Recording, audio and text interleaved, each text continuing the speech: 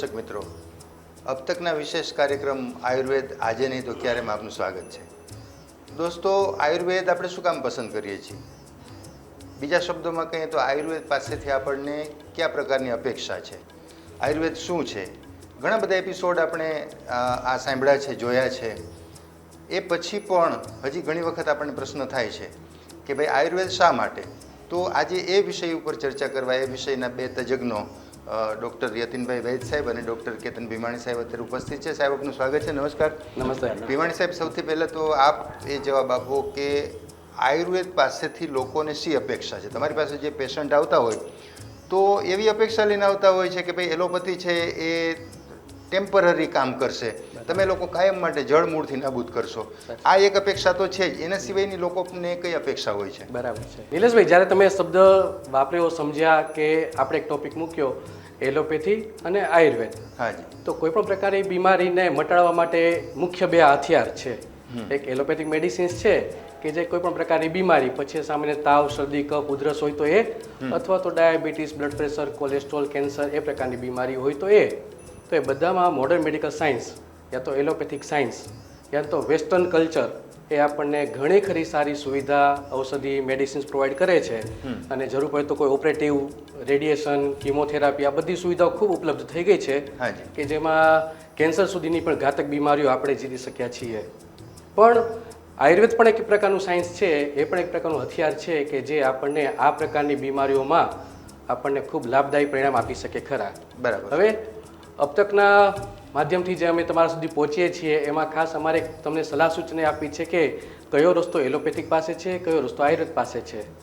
Allopathic સારવાર કયા પ્રકારની ટ્રીટમેન્ટ આપે છે, આયુર્વેદ સારવાર કયા પ્રકારની ટ્રીટમેન્ટ આપે છે। બરાબર। તો નિલેશભાઈ, સામાન્ય રીતે સમજવા માટે થોડુંક એક્ઝામ્પલ લઈએ કે સપોઝ રાજકોટ શહેર છે, એની 5 લાખની વસ્તી છે। હવે એમાં કોઈ પણ રીતે બહારથી કોઈ 10 આતંકવાદી એટેક કરે છે, હુમલો કરે છે, તો પ્રશાસન, પોલીસ મિનિસ્ટ્રી, મિલિટરી એ લોકો શું કરે કે એ 10 આતંકવાદીને ટાર્ગેટ રાખી અને એને મારવા માટેના કોઈ પણ પ્રકારના સૂચનો, અમલો પ્લાન કરશે ખરા। બરાબર। કોઈ પણ હિસાબે આ 10 આતંકવાદી મરવા જોઈએ। હવે એ સુટેડ સાઇટ પણ હોઈ શકે, બરાબર। તો આ બધી ક્રિયામાં ઘણીવાર આતંકવાદીઓ તો મરે કે ન મરે, પણ લોકોમાં એક ભયનો માહોલ ઊભો થઈ જતો હોય છે। બરાબર। હવે જ્યારે પણ આ પ્રકારની એક્ટિવિટી થાય ત્યારે 10 આતંકવાદીને મારવા માટે લોકોમાં જે ભય ઊભો થઈ જાય છે, એ રીતે એલોપેથિક સારવાર પણ જ્યારે પણ કોઈ પ્રકારની બીમારી થાય તો એ બીમારીના બેક્ટેરિયા, બીમારીના વાયરસ, બીમારીના જંતુને મારવા માટે જે સુટેડ સાઇટ અથવા તો એન્ટીવાયરલ, એન્ટીબાયોટિક જે મિશન યુઝ કરે છે, જે અપનાવે છે, અને એનાથી જે બીમારી કંટ્રોલ થઈ જાય છે, બીમારી મટી જાય છે, પણ એક પ્રકારનું ભયનું વાતાવરણ શરીરમાં, રોગીમાં અથવા તો સમાજમાં ઊભું થઈ જતું હોય છે। બરાબર। ખાસ કરીને આજકાલ આપણે જોઈએ છે વાતાવરણમાં કોરોનાથી માંડી, ઓમિક્રોનથી માંડી અને વાયરલ ઇન્ફેક્શન અથવા તો વાયરસના એટેક એ એટલા બધા આપણા શરીરમાં તો ઠીક, સમાજમાં તો ઠીક, પણ મનમાં એવા ઘર કરી ગયા છે કે જેમાં જે લોકોને તકલીફ નથી એ લોકો પણ ડરે છે, થશે કે નહીં થાય, થશે તો શું કરીશું, કર્યા પછી શું થશે, બીમારીમાંથી બહાર નીકળીશું તો શું થશે। આ બધા એ પ્રકારના ભય છે કે જેમાં સમાજને એલોપેથિક સારવારની સાથે આયુર્વેદ સમજણની ખૂબ જરૂર હોય છે। એટલે ખાસ લોકોની અપેક્ષા, અમે જે આજકાલ ફોન કોલ્સ ટેકલ કરતા હોઈએ છીએ, જે કે અમારા આર્ટિકલ્સ, વેબિનાર, સેમિનાર જે કંઈ યોજાતા હોય છે, એમાં અમારો ખાસ આગ્રહ હોય છે કે સમાજ પ્રત્યે આ પ્રકારના વિષયને લઈ જવો અને જાગૃતિ કેળવવી। હવે એક કન્ડિશન આપણે જોઈએ કે કોઈ પણ પ્રકારની આતંકવાદી ક્રિયા થાય છે અને એમાં મિલિટરી એ આતંકવાદીને મારવા માટે જે પ્રક્રિયાઓ કરે છે એમાં આતંકવાદીઓ તો 100% મરી જાય છે, બરાબર છે, પણ એક જે ભયનું વાતાવરણ ઊભું થઈ જાય છે, તો એની સામે આયુર્વેદ સારવાર એક પ્રકારની NGO અથવા તો સ્વયંસેવક અથવા તો સંઘ પ્રક્રિયા કે જે આતંકવાદીઓ છે એને દબાવવા મટાડવા કરતાં જે સંઘ છે, જે સમુદાય છે, જે સમાજ છે, એમાં એક જાગૃતિ કેળવવાનું કામ કરે છે। બરાબર। ચાલો આજે આપણે આતંકવાદીઓ મારી નાખ્યા, પણ આપણી ઇમ્યુનિટી, આપણી સમજ શક્તિ, આપણી સહનશક્તિ, આપણું સંઘબળ જો ટૂંકું હશે તો ફરી પાછા આવવાના છે। બરાબર છે। વાયરસ જોઈ લીધો આપણે, એક પ્રકારની વેક્સિન્સ આપણે શોધી, વાયરસ ઉપર વિજય મેળવી લીધો, તો નવા વાયરસ આવી ગયા। તો આ એક પ્રકારના આતંકવાદી છે કે જે આપણા શરીરને અને સમાજને બગાડે છે। તો આયુર્વેદ પ્રત્યે ખાસ અપેક્ષા લોકોની એ હોય છે કે અમારે એ પ્રકારની સમજ જોઈએ છે, એ પ્રકારની સહનશક્તિ જોઈએ છે કે જે વારંવાર આવતા એટેકને પ્રોટેક્શન આપવાનું કામ કરે. બીમારી તો મટી જતી હોય છે, પણ બીમારીનો ભય, બીમારીનો ડર અથવા તો એની જે આક્રમકતા શરીરમાં ઘર કરી ગઈ હોય છે એમાંથી શરીરને બહાર લાવવા માટે લોકો આયુર્વેદનો ખૂબ ઉપયોગ કરતા હોય છે. વૈદ્ય સાહેબ, લોકોએ શા માટે આયુર્વેદ પસંદ કરવું? મારે એક પેથી પસંદ કરવાની થઈ, મને કાંઈ શરીરમાં તકલીફ થઈ તો મારે આયુર્વેદ બાજુ શા માટે જવું? કયા કારણો એવા છે મજબૂત તમારી પાસે આયુર્વેદ પાસે કે લોકોને ત્યાં આવવું પડે અથવા લોકોએ ત્યાં આવવું જોઈએ? નમસ્તે દર્શક મિત્રો, ખૂબ સરસ વાત કરી નિલેશભાઈએ. આયુર્વેદ છે એ આપણું જૂનું પુરાણું વિશ્વાસુ એક ગ્રંથ છે અને એમાં જે ઉપચારો આજે સેંકડો વર્ષોથી ઉપયોગમાં આવે છે, દાખલા તરીકે હરડે છે એ પાચક તરીકે, રેચક તરીકે વર્ષોથી વપરાય છે, જે ઝાડામાં પણ વપરાય છે અને કબજિયાતમાં પણ વપરાય છે. એનું અનુપાન કેવી રીતે એ નિષ્ણાત વૈદ્ય નક્કી કરતા હોય છે. એવી રીતે જે બધી વનસ્પતિઓ છે જે કુદરતી છે, પ્રાકૃતિક છે, જે ઉગે છે, એનો ઉપયોગ થાય છે અને એનો વપરાશ થાય છે, તો વર્ષોથી એ આપણને વિશ્વાસુ દ્રવ્ય તરીકે, દવા તરીકે આપણને મળે છે, ઉપલબ્ધ છે. પાછું પ્રકૃતિને પણ એ અનુમોદન આપે છે. હરડે છે તો એ ઉગે છે, એનો ઉપયોગ થાય છે અને આપણે વાપરીએ છીએ. એના માટે આપણે એ શાસ્ત્રને જૂનું અને વિશ્વાસુ ગણીએ છીએ, એટલે એનો આગ્રહ રાખીએ છીએ. ભીમાણી સાહેબ, જે રીતે વૈદ્ય સાહેબે વાત કરી કે વર્ષો જૂનું શાસ્ત્ર છે, તો લોકોના મનમાં ઘણી વખત એવી શંકા હોય છે કે ભાઈ આ તો વર્ષો જૂનું શાસ્ત્ર છે, રોગો બધા નવા નવા આવ્યા છે, કોરોના તો હમણાં જ આવ્યો 1.5-2 વર્ષ પહેલાં, તો તમારી પાસે નવા રોગના ઉપચાર જૂના શાસ્ત્રોમાં છે? અથવા તો એ કેવી રીતે શક્ય બને કે 2500 વર્ષ પહેલાં જ્યારે આ શાસ્ત્રનું નિર્માણ થયું હોય ત્યારે તો આ રોગ નહોતા, તો એની દવા ત્યારે કેવી રીતે બની હોય અથવા તો કેવી રીતે વ્યવસ્થા શક્ય બને છે? આમ તો આયુર્વેદ છે ને એને શાશ્વત શાસ્ત્ર કીધેલું છે અને એ નો ડાઉટ 2000 વર્ષ જૂનું લખાયેલું છે. પણ નિલેશભાઈ, એના જે શબ્દો, એના શ્લોક, એના quotation A as it is આજે પણ જે નવા નવા રોગો આવતા હોય છે ને એમાં પણ એ જ પ્રકારનું પ્રેઝન્ટેશન જોવા મળતું હોય છે. સપોઝ આપણે એક એક્ઝામ્પલ તરીકે વાયરસ બીમારી માનીએ તો વાયરસમાં 2 શબ્દો આવે છે, વાયુ, રસ. વાયુ એટલે હવામાન અને રસ એટલે ઠંડક. તો મિત્રો તમે વિચારો, જ્યારે પણ આ પ્રકારની ઠંડકવાળી ઋતુ હશે, જ્યારે પણ ભેજવાળી ઋતુ હશે, જ્યારે પણ વાદળિયું વાતાવરણ હશે, જ્યારે પણ ઠંડકવાળા વિસ્તારમાં આ પ્રકારના વાયરલ ઇન્ફેક્શન્સ, વાયરલ એટેક વધી જતા હશે. અને વાયુ અને રસ એટલે કે આયુર્વેદની દ્રષ્ટિએ વાયુ અને કફ. તો આયુર્વેદનું આખું જે શાસ્ત્ર છે, આપણા શરીરનું જે કંઈ બંધારણ છે, યથા પિંડે તથા બ્રહ્માંડે, આપણા શરીરમાં જે પ્રકારની રચના છે બરાબર એ જ પ્રકારની રચના કુદરતમાં પણ છે. તો ભારત વર્ષ તરીકે આપણે જોઈએ, આર્ય સંસ્કૃતિ પ્રમાણે જોઈએ તો ત્રિદોષ એ રીતે ત્રિઋતુ બતાવેલી છે, શિયાળો, ઉનાળો અને ચોમાસું. જે રીતે વાતાવરણમાં ત્રિઋતુ પંચમહાભૂતથી બનેલી છે એ રીતે આપણું શરીર પણ ત્રિદોષમય છે અને ત્રિદોષમય શરીર પંચમહાભૂતથી બનેલું છે. હવે આ ખાલી એક માનવ સમાજ મીન્સ કે ખાલી મનુષ્ય માટે નહીં, પણ આખી કુદરતી સમાજ, સજીવ સૃષ્ટિ માટે રચાયેલી બધી પ્રક્રિયા છે અને એ હજુ પણ શાશ્વત એટલા માટે છે કે જ્યારે પણ આ પ્રકારના વાયરસજન્ય રોગો હોય તો આયુર્વેદ એવું સૂત્ર માને છે કે રોગાહ સર્વેપી મંદેગ્નો, દરેક પ્રકારની બીમારી મંદાગ્નિના કારણે થાય છે. હવે જ્યારે કોરોના પછી લોકો સજાગ બન્યા છે, સમજતા થયા છે, પૂછતા થયા છે, વેબિનાર સમજતા થયા છે, ટીવી મીડિયા માધ્યમથી ડૉક્ટરને ઘર ઘર સુધી પહોંચાડતા થયા છીએ, ત્યારે લોકો સમજતા થયા છે કે આ મંદાગ્નિ એટલે બીજું ખાસ કંઈ નહીં પણ આપણી રોગ પ્રતિકારક શક્તિ, આપણી પાચન શક્તિ, આપણી સહન શક્તિ, ઇવન આપણી સમજ શક્તિ. ઘણીવાર રોગો મટાડવા માટેની સારામાં સારી મેડિસિન્સ, સારામાં સારી સારવાર, સારામાં સારી ટ્રીટમેન્ટ પેશન્ટને મળી જતી હોય છે, પણ જો એને આ પ્રકારની સમજ, આ પ્રકારની સહનશક્તિ ન મળે તો એ રોગ શંકારૂપે શરીરમાં અથવા તો મનમાં ઘર કરી જાય છે અને રોગો ફરી વારંવાર આપણને એ જ પ્રકારનું પ્રેઝન્ટેશન પિક્ચર આપે રાખતા હોય છે. હવે પ્રશાસને વાત કરી કે તમારે કોરોના બીમારીથી બચવા માટે 2 પ્રકારની વેક્સિન્સ લેવાની છે, તો બધા લોકોએ લઈ લીધી, છતાં પણ પાછું કોરોના દેખાય છે. જે લોકોએ કોરોનાની વેક્સિન લઈ લીધી છે, કોરોના થઈ ગયો છે, કોરોના મટી ગયો છે, એ લોકોને પણ ઓમિક્રોન થાય છે. ગયા વર્ષોમાં જોઈએ તો સ્વાઇન ફ્લૂ, ચિકનગુનિયા આ પ્રકારના વાયરલ ઇન્ફેક્શન્સ છે કે જે સામાન્ય રીતે ડિસેમ્બર, જાન્યુઆરી, ફેબ્રુઆરી મહિનામાં વધારે જોવા મળતા હોય છે. તો મિત્રો, આયુર્વેદ એ કોઈ રોગનું સાયન્સ નથી, એ રોગી માટેનું સાયન્સ છે.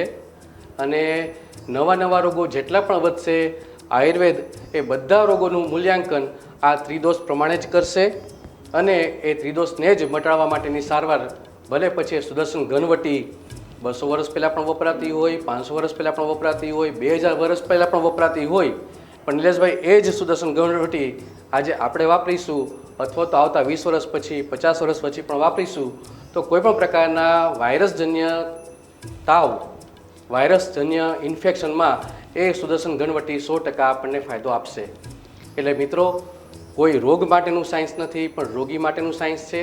અને જે રીતે સાહેબે વાત કરી એ રીતે વર્ષો જૂની દવાઓ પણ હજુ એઝ ઇટ ઇઝ એ જ પ્રકારની ગુણવત્તા બતાવે છે. એમાં કોઈ જાતનું રિએક્શન નથી આવતું, સેફ છે, ઇફેક્ટિવ છે અને વર્ષોથી ચાલતા આવતા રોગો સામે અથવા તો હજુ વર્ષો સુધી જે આવનાર નવા રોગો સામે પણ આયુર્વેદ શાશ્વત આપણને પરિણામ આપશે ખરા. વૈદ સાહેબ, જે ત્રિદોષની વાત કરી ભીમાણી સાહેબે, તો આ ત્રિદોષ શું છે અને ત્રણેય પ્રકારના જે દોષ છે એનાથી કેવા કેવા રોગો લોકોને થઈ શકે છે એની થોડી વિગતો અમારા દર્શકોને આપી દો. ચોક્કસ. ત્રિદોષ એટલે વાયુ, પિત્ત અને કફ. આ 3 દોષ શરીરમાં ઇમ્બેલેન્સ થાય ત્યારે બધી જાતની બીમારીનું ઉદ્ભવ સ્થાન છે. હવે આમ સામાન્ય રીતે જોઈએ ને તો કફ એ બાળ સ્વરૂપ છે. બાળકોમાં જે વધુ પ્રમાણ થાય એ કફનું થાય. યુવાની છે એ પિત્ત, તરવરાટ, ભાગાભાગી, દોડાદોડી, ગુસ્સો, આ બધા પિત્તના લક્ષણો છે. બરાબર. અને વૃદ્ધાવસ્થા એટલે વાયુ, સાંધા ચકડાઈ જવા, ક્ષીણ થવું, કરચલી પડવી, આ બધા વાયુના લક્ષણ છે. એ જે ત્રણેય દોષો છે એ ત્રણેયની અલગ અલગ સારવાર છે, અલગ અલગ અનુપાન છે અને એ સારવાર મુજબ જો ચિકિત્સા થાય તો એ ત્રિદોષ સમ્ય થઈ અને સારું પરિણામ આપે છે. ભીમાણી સાહેબ, દવા વધી, ટેકનોલોજી વધી, ઓપરેશનનો જે તમે શરૂઆતમાં ઉલ્લેખ કર્યો, તો આજે તો કેટલું બધું સાયન્સ, મેડિકલ સાયન્સ આગળ વધ્યું છે, તો એની સામે રોગે 2 ડગલા આગળ ચાલી રહ્યા છે. તો આની આ દોડ, એક બાજુ ટેકનોલોજી, દવા વધે છે આગળ, મેડિકલ સાયન્સ આગળ વધે છે, બીજી બાજુ એનાથી 2 ડગલા આગળ રોગ જઈ રહ્યા છે, તો આ દોડ ક્યારે પૂરી થશે? નામ તો એક સારો શબ્દ લોકો સમજતા થઈ ગયા છે, ગાંડો વિકાસ. હા, બરાબર. વિકાસ તો છે પણ ગાંડો વિકાસ છે. હા, આજકાલ આપણે જોઈએ છે કે રાજકોટ સપોઝ વાત કરીએ તો નહીં તો લગભગ 25 જેટલી મલ્ટી સ્પેશિયાલિટી હોસ્પિટલ્સ બની ગઈ છે અને બધી ધોમધોકાર ચાલે છે. અને આજકાલની જે લાઈફસ્ટાઈલ જોઈએ છે, જે વાયરલ ઇન્ફેક્શન્સ ને બધી બીમારીઓ જોઈએ છે કે હજુ બીજી 25 આવશે તો બી બધી ચાલશે. એટલે આને વિકાસ માનવો કે ન માનવો સમજાતું નથી. પણ જ્યારે અબ તક મીડિયાથી અમે તમારી સુધી આયુર્વેદને લઈ જઈએ છીએ ત્યારે ખરેખર વિકાસ એ પહોંચ્યો છે ખરા કે લોકો હવે સમજતા થયા છે. રાઈટ? તો એ મિત્રો, તમારી પાસે જે નોટબુક છે એમાં તમે બધું નોટ ડાઉન કરો છો, અમને ખૂબ ગમતું હોય છે અને તમારા પ્રશ્નો અમારા સુધી અબ તક મીડિયા માધ્યમથી પહોંચતા હોય છે એટલે જાણીએ છીએ કે અમારે કઈ રીતે તૈયારી કરવી. તો ખાસ મિત્રો એ વસ્તુ સમજી લો કે આપણે જે શરીરને જોઈએ છીએ, બરાબર, આપણે જે એકબીજાને જોઈએ છીએ, આ બધું જે સમાજ છે, શરીર છે, એની આયુર્વેદમાં એક સરસ વ્યાખ્યા બતાવેલી છે.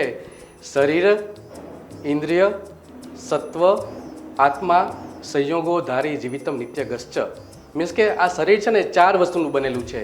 એમાં શરીર એટલે આપણું બોડી આવી જાય છે, ઇન્દ્રિય એટલે આપણી કર્મેન્દ્રિય, જ્ઞાનેન્દ્રિય, 10 ઇન્દ્રિય આવી જાય છે, સત્વ એટલે આપણું મન આવે છે અને ચોથું આત્મા, જેને આપણે સોલ કહીએ યા તો સ્પિરિટ કહીએ.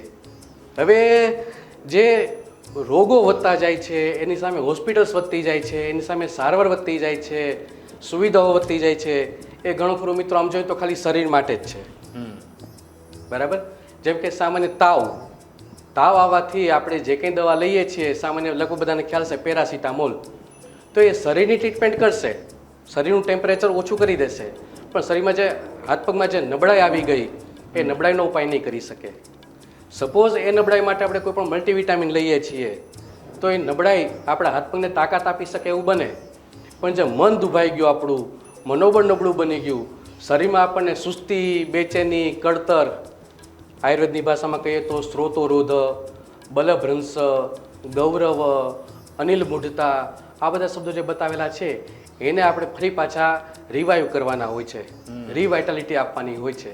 તો એ ઘણીવાર મનોબળ, સત્વશીલ, સાત્વિક વિચારોથી, આહારથી એ ઉદ્ભવતું હોય છે. તો આ બધી હોસ્પિટલ્સ તો વધે જ છે, રોગો પણ વધે છે. એની સામે સામે આપણે શારીરિક, ઐન્દ્રિક, માનસિક અને આત્મીય આ બધી સારવારની પણ જરૂર પડશે, જે ખરેખર નિલેશભાઈ જોઈએ તો આયુર્વેદ પાસે છે. બરાબર. આયુર્વેદ તજજ્ઞ, આયુર્વેદ વૈદ્ય, અમારી વૈદ્ય સભા એ હંમેશા શારીરિક ઉપચાર તો આપે જ છે, સાથે સાથે ઐન્દ્રિક તાકાત પણ આપે છે, મનોબળ પણ મજબૂત કરે છે અને એક આત્મીયતા પણ કેળવે છે. કારણ કે આયુર્વેદ છે ને એ સાયન્સ ઓફ લાઈફ બતાવેલું છે. ખાલી બીમારી મટાડી દઈએ એ નહીં, પણ એની સામે ફરી પાછી બીમારી વધે નહીં, રોગો વધે નહીં, ખર્ચ વધે નહીં, સમાજ નબળો ન બને, આપણી સંસ્કૃતિ, પરંપરા, એ આપણી દિનચર્યા, ઋતુચર્યાને એ પ્રમાણે બતાવેલી છે કે હવેના જે જે તહેવારો આવતા હોય, હવેની જે ઋતુ આવતી હોય, એ સમયે વ્યક્તિગત અને સામાજિક શું શું કાળજીઓ રાખવી કે જેના કારણે ઘણા આવતા જતા રોગોથી આપણે બચી શકીએ. જેમ કે આપણે કોરોના વિશે વાત કરીએ તો હવે જ્યારે પણ હોળી આવે, ધૂળેટી આવે, બરાબર, તો એ સારામાં સારું ફ્યુમિગેશન છે. બરાબર. જે કે આપણે અબીલ, ગુલાલ, કેસર એનો ઉપયોગ કરીએ છીએ. જે કંઈ ચાર રસ્તે આપણે જે ચોક થતો હોય ત્યાં આપણે હોલિકા દહન કરીએ છીએ. બરાબર. તો આપણા માટે હિરણ્યકશ્યપ આ બધા વાયરસ જ છે અને એને આપણે બાળવાના છે. બરાબર. તો સામાન્ય રીતે આ દેવ દિવાળીથી માંડી અને ઉત્તરાયણ સુધીનો સમય એ કોરો પવન કહીએ, સૂકો પવન કહીએ, પાનખર ઋતુ કરીએ, અને એ સમયે આપણે જે કંઈ શરીરને તાકાત વધે એના માટેના ખાનપાન ઉપાયો, સૂર્યતાપ, સનબાથનો આપણે ઉપયોગ કરીએ એ આપણને મજબૂતી આપવાનું કામ કરે છે. અને જ્યાં સુધી હોળી ધૂળેટી ન આવે ત્યાં સુધી આ પ્રકારના વાયરસ આપણે આજુબાજુ રિયાજ કરવાના છે એવું આપણે ધ્યાનમાં રાખી અને જે વૈદ સાહેબ વાત કરતા હોય છે કે ચ્યવનપ્રાશ, બરાબર, આ 3 મહિના તમે તમારી 3 મહિનાની શક્તિ જો સંચય કરી લેશો તો 12 મહિના તમે તમારા શરીરને સાહિત્ય ઉપયોગમાં લાવી શકશો. એટલે મિત્રો, હોસ્પિટલ્સ, ટ્રીટમેન્ટ, સારવાર, સુવિધા, ઓપરેશન્સ તો ઘણું વધે જ છે. એ રોગો મટાડવા માટે છે, રોગીઓ માટે નથી. આયુર્વેદ સાયન્સ છે એ રોગીઓ માટેનું સાયન્સ છે કે જે લોકો બીમાર બન્યા છે એને એમાંથી બહાર લાવવા અને સમાજના કોઈ પણ વ્યક્તિ ફરી પાછા બીમાર ન બને એના માટેના સૂચનોનો ઉપયોગ કરવો. વૈદ સાહેબ, ત્રિદોષની આપે વાત કરી, ત્રિદોષથી જુદી જુદી બીમારી આવે છે, એ તો બધી શારીરિક બાબતો છે, પણ માનસિક એટલે સ્ટ્રેસ કોઈ વ્યક્તિને હોય તો એને પણ બીમારી લાગુ પડી શકે છે? કારણ કે એ તો શારીરિક મુદ્દો નથી, એ તો આખો માનસિક બાબત છે. તો સ્ટ્રેસથી પણ બીમારીઓ આવે એવું બને? ચોક્કસ. શરીર અને મન બે એકસાથે જોડાયેલા જ છે, એક સિક્કાની બે બાજુ છે. બેને આપણે અલગ ન પાડી શકીએ. બરાબર. ચિંતા વધે એટલે રોગ પણ વધે. હમણાં જ ભીમાણી સાહેબ વાત કરતા હતા કે જે કમાન્ડો આવી જાય અને જે ભયનો માહોલ પેદા થઈ જાય એને કારણે શરીરની અંદર પણ એવું જ બને છે. બે વ્યક્તિ સાથે સાથે હોય, બંનેને ભયંકર રોગ છે, બંનેની સારવાર ચાલુ હોય, એકને એના રોગ વિશેની ખબર છે, એકને એના રોગ વિશેની ખબર નથી. એ માનસિક રીતે થોડા સ્વસ્થ છે, એને માનસિક રીતે પૂરું બળ આપવામાં આવે છે, તો બેયની કમ્પેરિઝનમાં જે સ્વસ્થ મનવાળો રોગી છે એ વહેલો સાજો થાય છે. જ્યારે ચિંતાગ્રસ્ત માણસ છે તે રોગમાં ઊંડો ખૂંપતો જાય છે. આમ તો આપણા શાસ્ત્રમાં કીધું છે ને કે ચિંતા કરતા વધુ સારી. પણ આજ હવે સમય એવો આવી ગયો છે કે ચિંતા બે કરતાં ચિંતન કરવું જરૂરી છે. વાહ. દરેક વસ્તુ વિષય એને સમજી એનો ઊંડાણપૂર્વક અભ્યાસ કરી અને આંધળી દોટમાંથી બહાર નીકળીને જો આપણે ચિંતન કરીએ, સવારે ઉઠીને પેલું ચિંતન એ કરીએ કે આપણે શું શું કરવાનું છે, કેટલું સારું કામ છે, શું શું આપણને યોગ્ય છે, રાત્રે સૂતા પહેલાં પણ એ આપણે એનાલાઇઝ કરીએ કે આજે આખા દિવસ દરમિયાન આપણી પ્રવૃત્તિમાં શું ચિંતા કરાવી એવી હતી અને તેનું આપણે ચિંતન કરવું પડે એમ છે. આની જો ગણતરી કરી અને એના ભેદભાવ પાડી અને આપણે વ્યવસ્થિત જીવતા શીખશું તો મને એમ લાગે છે કે માનસિક રીતે આપણે સ્વસ્થ વધુ થતું અને માનસિક રીતે વધુ સ્વસ્થ રહેવાથી શારીરિક રીતે પણ આપણે વધારે સ્વસ્થ થતા જશું. સાહેબ, લોકો એવું કહેતા હોય છે કે તમે ડૉક્ટરો વારંવાર ચિંતા ના કરો, સ્ટ્રેસ ના લ્યો એવું બોલતા હો છો, એવું અમને કહેતા હો છો, પણ તમે લોકો ડૉક્ટરો તો ખૂબ કમાવો છો એટલે તમારે કંઈ પૈસા ટકાની ચિંતા નથી, પણ અમારે તો કેટલી બધી ચિંતા, એવું લોકો બોલતા છે, હું નથી કહેતો, લોકોના પ્રતિનિધિ તરીકે હું અત્યારે કહું છું. તો લોકો એમ કહેતા હોય છે કે ભાઈ અમારે તો પૈસાની ચિંતા છે, છોકરાઓને નોકરી અપાવવાની ચિંતા છે, બાળકોને પરણાવવાની ચિંતા, સેટલ કરવાની બધી ચિંતા છે, તો અમે ચિંતા ન કરીએ તો આ બધું કેવી રીતે થાય? તો મને પહેલાં ભીમાણી સાહેબને પછી વૈદ સાહેબ એનો જવાબ અમારા દર્શકોને આપે કે સાચી ચિંતા કઈ અને ખોટી ચિંતા કઈ, એનું થોડું વિશ્લેષણ કરી દો. નહીં, ચિંતા તો હંમેશા આજકાલ નાના બાળક 5 વર્ષના બાળકને પણ LKGથી શરૂ થઈ જતી હોય છે. ચિંતા તો છે જ, પણ સાહેબે જે રીતે વાત કરી કે ચિંતા છે ચિતા સમાન છે. ચિતા તો ખાલી શરીરને બાળે છે, જ્યારે ચિંતા છે એ શરીર, મન, પૈસો, સમાજ બધાને બાળે છે. બરાબર. એટલે ચિતા તો બધાને એક જ વાર આવવાની હોય છે, ચિંતા તો બધાને રોજ આવતી હોય છે. એટલે ચિતાનું સંબંધ થવું એ કરતાં તો ચિંતાનું સંબંધ થવું ખૂબ જરૂરી છે. અને વૈદ સાહેબે આપણને એક સરસ દવા આપી દીધી છે, ચિંતન. બરાબર. બધા જાણતા છે સ્વાધ્યાય કરવો જોઈએ. સ્વાધ્યાયમાં શું શબ્દ રહેલો છે? સ્વ અધ્યયન, સેલ્ફ એસેસમેન્ટ. તકલીફ એ છે કે આપણે હંમેશા બીજાની સાથે કમ્પેરેટિવલી આપણે ચાલતા હોઈએ છીએ. મને દુઃખ છે એટલે હું દુઃખી નથી, પણ બીજો સુખી છે એટલે હું વધારે દુઃખી છું. બરાબર. તો મિત્રો, ક્યાંક આપણી સાથે આવું થતું નથી ને, એ આપણે ચિંતન કરવું પડશે. આવતીકાલ કેવી હશે એની આપણને ચિંતા નડે છે, પણ ગઈકાલ કરતાં આજે કેવા સુખી છીએ એનો કોઈને સંતોષ મળતો નથી. અને એ સંતોષ નથી એટલે જ આપણી ભાગદોડ ક્યાંય અટકતી નથી. આ બીમારીઓ, આ પ્રકારના રિપોર્ટ, આ પ્રકારની સારવાર, આ પ્રકારની હોસ્પિટલ્સ, આ પ્રકારના ખર્ચા અટકતા નથી. પણ નિલેશભાઈ, એક લાઈફ સાથે, જીવન સાથે જોડાયેલ એક સરસ NGO કહી શકીએ, એક સિસ્ટમ છે LIC, લાઈફ. બરાબર. તો એનું એક સરસ સૂત્ર છે, યોગક્ષેમમ વહામ્યહમ. બરાબર. તો મિત્રો, નિલેશભાઈનો જે પ્રશ્ન છે, તમારો બધાનો પ્રશ્ન છે, એક મગજમાં એ નોટ ડાઉન કરી રાખીએ આપણે કે કોઈ પણ પ્રકારની સિસ્ટમમાં, કોઈ પણ પ્રકારની સર્વિસમાં, કોઈ પણ પ્રકારના બિઝનેસમાં, કોઈ પણ પ્રકારની દુકાનમાં LICનું કહેવું એમ છે કે તમે 20 વર્ષ કોઈ પણ પ્રકારનો બિઝનેસ કરો, નોકરી કરો, અપડાઉન કરો, ધમપછાડા કરો, ઉધામા કરો, ઇવન ચિંતા પણ કરો, કોઈ વાંધો નહીં, પણ એ 20 વર્ષ પછી જે કંઈ તમે યોગ કરેલું છે એ જો તમે ક્ષેમ નહીં કરો, તમે કલ્યાણકારી નહીં વાપરો, તમે એને સાચવી નહીં શકો, તમે એને જરૂરી પ્રમાણે વાપરી નહીં શકો, તો એ જ તમારી ભાગદોડ, એ જ તમારી ઉત્પાત, એ જ તમારું ચિંતા, એ ચિતા સમાન બની જશે.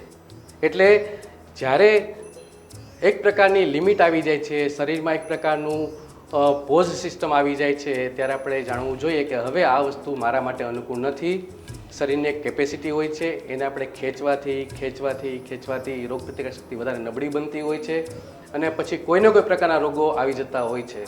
આજકાલ તમે જુઓ, કોઈ પણ 45 વર્ષની ઉંમરની વ્યક્તિને યા તો ડાયાબિટીસ હશે, યા તો કોલેસ્ટ્રોલ હશે, યા તો થાઇરોઇડ હશે, યા તો હોર્મોન પ્રોબ્લેમ હશે, યા તો કોઈને કોઈ પ્રકારની પિત્તાશયમાં અથવા તો હોજરીમાં અથવા તો ગર્ભાશયમાં ગાંઠ હશે, અથવા તો આ પ્રકારના વાયરલ ઇન્ફેક્શનમાંથી, કોઈ ચિકનગુનિયામાંથી પસાર થયેલું હશે, કોઈ ફ્લૂમાંથી પસાર થયેલું હશે, કોઈને કોરોના પણ લાગેલો હશે. તો જ્યાં આપણી શરીરની રોગ પ્રતિકાર શક્તિ નબળી પડે છે, ત્યાં આ પ્રકારના ઇન્ફેક્શન્સ, આ પ્રકારના એટેક આપણને ઘર કરી જાય છે. તો સેલ્ફ એસેસમેન્ટ કરીએ અને એના બેઝ ઉપર આયુર્વેદ આપણને જે દિનચર્યા, ઋતુચર્યા, સ્વસ્થ વૃત્ત, આચાર રસાયણ, એ બધા જે સિદ્ધાંતો આપેલા છે, આજકાલ આ બધી વસ્તુ આપ અબતક મીડિયાના માધ્યમથી તમે જોઈ ચૂક્યા છો, સમજી ચૂક્યા છો. તો એને આપણે ઔષધિ તરીકે, દવા તરીકે વૈદ્યસભામાં રોજ સવારે ને સાંજે ઓપીડી ચાલતી હોય છે, ત્યાં અમે આ પ્રકારના સૂચનો ઔષધિ સાથે અપનાવતા હોઈએ છીએ કે બીમારી મટાડવા માટે શારીરિક દવાઓ તો બરાબર, પણ સાથે સાથે આ પ્રકારના સૂચનો શારીરિક અને સામાજિક રીતે વાપરતા રહીએ તો આપણે આ પ્રકારની બીમારીઓમાં બચી શકીશું. એટલે સાહેબે જે વાત કરી એ ચિંતાનો ઉપાય એક જ છે, ચિંતન કરવું અને અહમ બ્રહ્માસ્મિ, બરાબર છે, આઈ એમ ધ બેસ્ટ.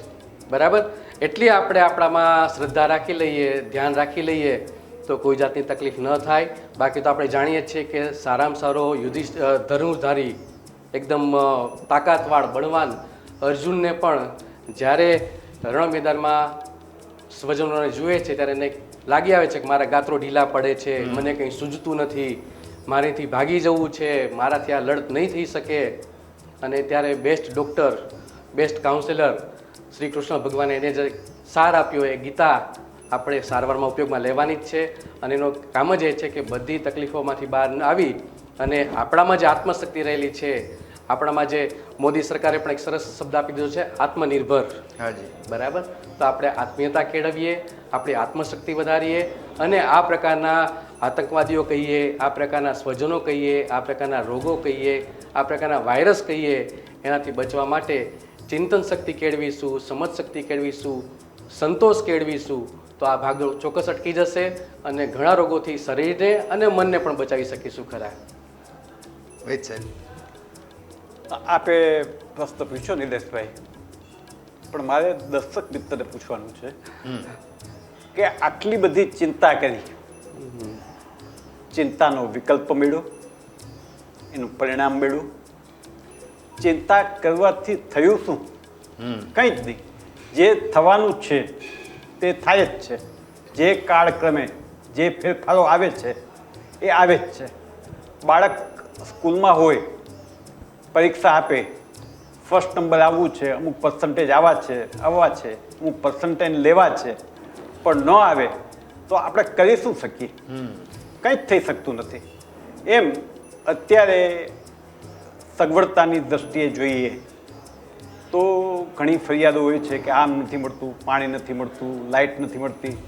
પણ આજથી વર્ષો પહેલાંની જો સિસ્ટમ આપણે સમજીએ, તમે જોઈ હશે કે પાણી લાઇટના એટલા બધા વલખા હતા કે એક એક પાણીની ડોલ માટે આપણે મુશ્કેલી પડતી હતી. એની બદલે અત્યારે પુષ્કળ પ્રમાણમાં પાણી પણ મળે છે. એમ અત્યારે ખૂબ બધી ભગવાનની દયા કહીએ, વડીલોના આશીર્વાદ કહીએ, જે કંઈ શક્તિનો પરચો કહીએ, એમ અત્યારે બધા સુખી છે. પણ ચિંતાનું પોટલું ભેગું રાખીને ફરવાની કદાચ બધાને મજા આવતી હશે એટલે એ ભેગું લઈને ફરે છે. બાકી ચિંતા કરવાથી તો કાંઈ વળતું જ નથી. અને કેટલા અનુભવો મને પણ થયા છે, આપ સૌને પણ થયા હશે કે જે વસ્તુની જેટલી ચિંતા કરી હશે એ કામ, એ વસ્તુનું કામ એટલું સરળતાથી પૂરું થઈ ગયું હશે ત્યારે આપણને એમ થશે કે ચિંતા કરી હતી એ ખોટી કરી હતી. પણ મન સ્વસ્થ કરી, કોન્ફિડન્સ ડેવલપ કરીએ, ભીમાણી સાહેબે જેમ હમણાં વાત કરી એમ સ્વસ્થ મન ડેવલપ કરીએ અને ચિંતામાંથી મુક્ત થઈએ એવી પ્રભુને પ્રાર્થના. ભીમણ સાહેબ, અત્યારે વેક્સિન જે ચાલે છે કોરોનાની, 2 ડોઝ લઈ લ્યો, બાળકોના ડોઝ શરૂ થઈ ગયા છે, બુસ્ટર ડોઝની પણ વાત હવે આવી રહી છે. તો આયુર્વેદમાં કંઈ વેક્સિન જેવું હોય છે? આયુર્વેદિક વેક્સિન એટલે શું? બરાબર, હા. તો દિલેશભાઈ, અમારો તો આગ્રહ એવો છે કે ખાલી શારીરિક વેક્સિન નહીં. અચ્છા. શારીરિક, ઐન્દ્રિક, માનસિક અને આત્મીય એ બધી વેક્સિનની આપણે જરૂર છે. બરાબર, જે રીતે બધા જાણીએ છીએ કે શારીરિક ત્રિદોષ છે, વાયુ, પિત્ત અને કફ, એ શરીરને બગાડે છે.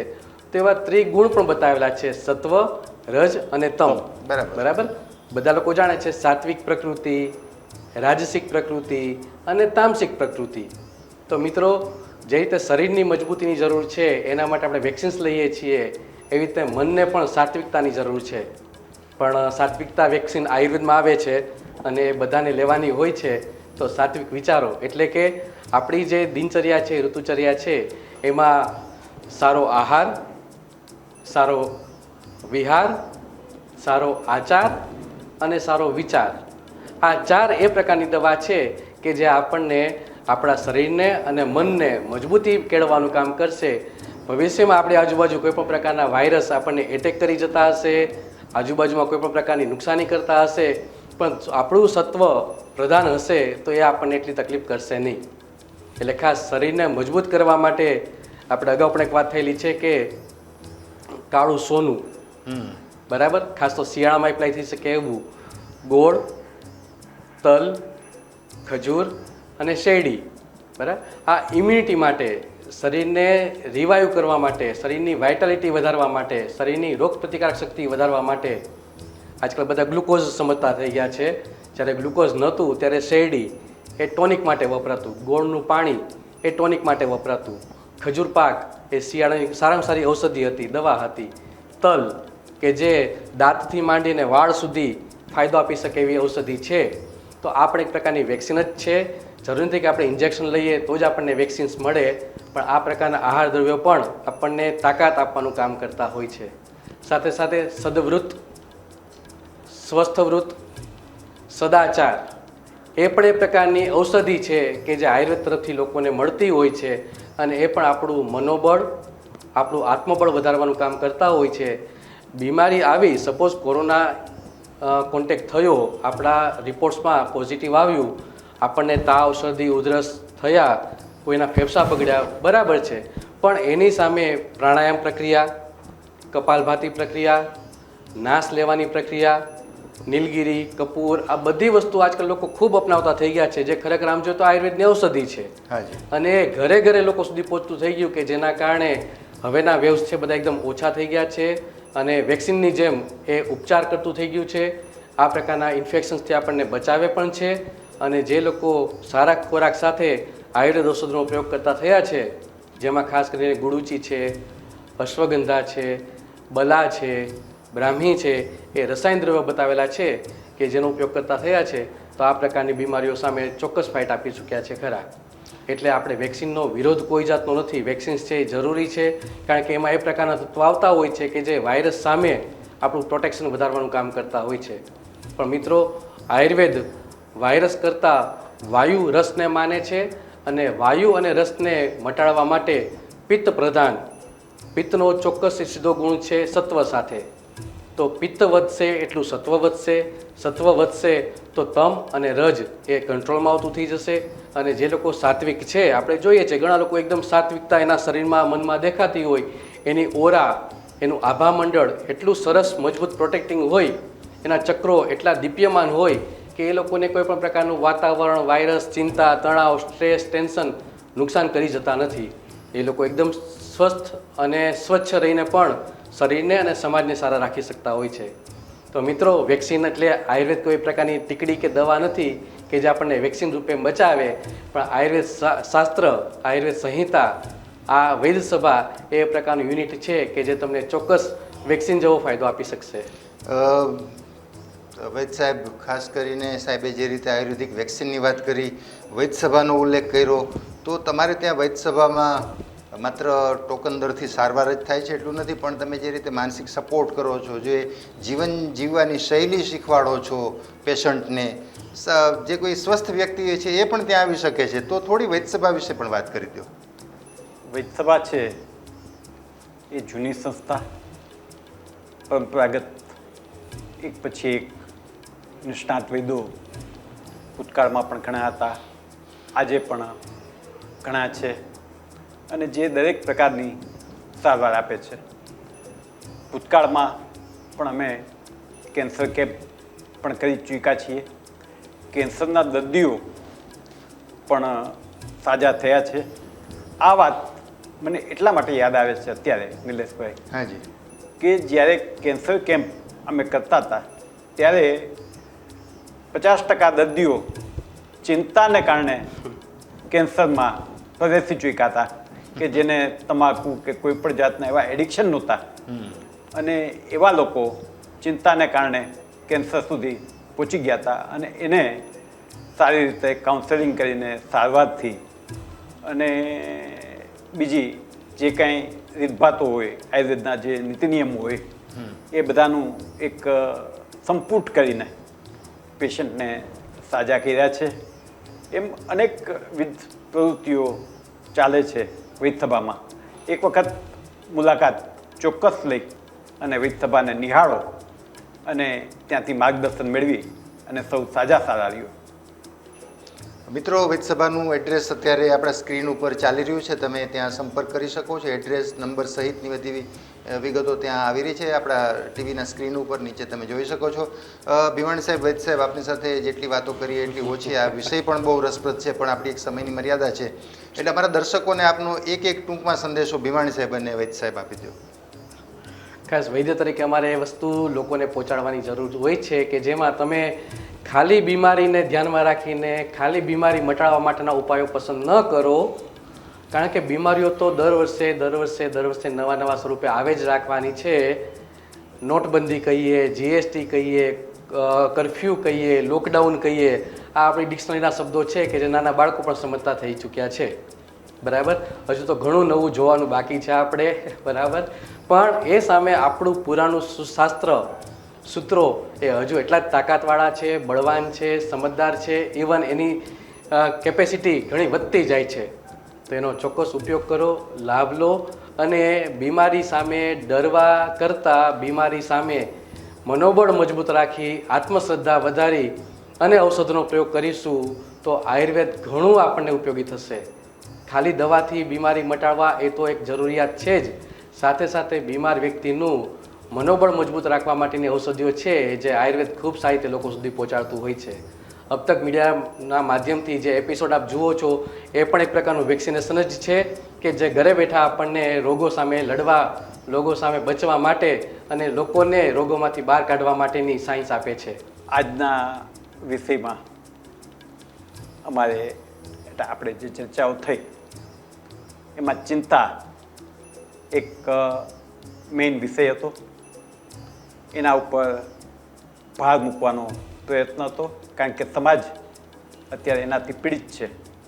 એટલે નિલેશભાઈએ બહુ સારી સ્ક્રિપ્ટ પસંદ કરી અને આપણા સમક્ષ મૂકી. એટલે મને એમ લાગે છે ત્યાં સુધી ચિંતાથી બચવાનો સાવ સાદો પ્રયોગ તમને કહું તો હૃદયની વાત સાંભળવી, મનની વાતને થોડી કોરાણે મૂકવી. વાહ! હૃદય શું કહે છે, જેમ ચિંતનની વાત થઈ એમ ચિંતન આપણે ક્યાંથી કરશું, ચિંતન કેવી રીતે કરશું? તો ચિંતન આપણા હૃદયને આપણે પ્રશ્ન પૂછશું. આપણું મન તો માખડા જેવું છે, એ તો ક્યારેક આમ કૂદકા મારશે, ક્યારેક આમ કૂદકા મારશે. એ આપણને સાચા રસ્તે નહીં લઈ જાય.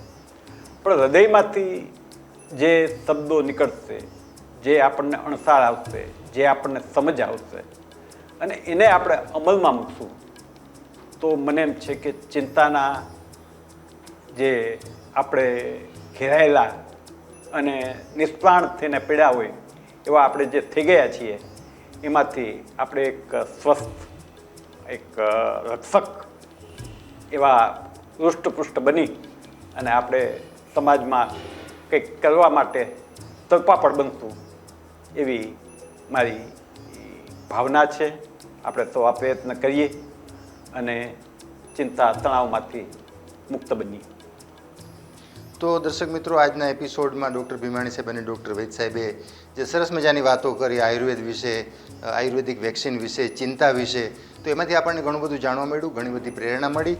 ફરી પાછા કોઈ નવા વિષય સાથે, નવા વિષયના નિષ્ણાત સાથે મુલાકાત કરશું. ત્યાં સુધી અમને રજા આપશો. નમસ્કાર.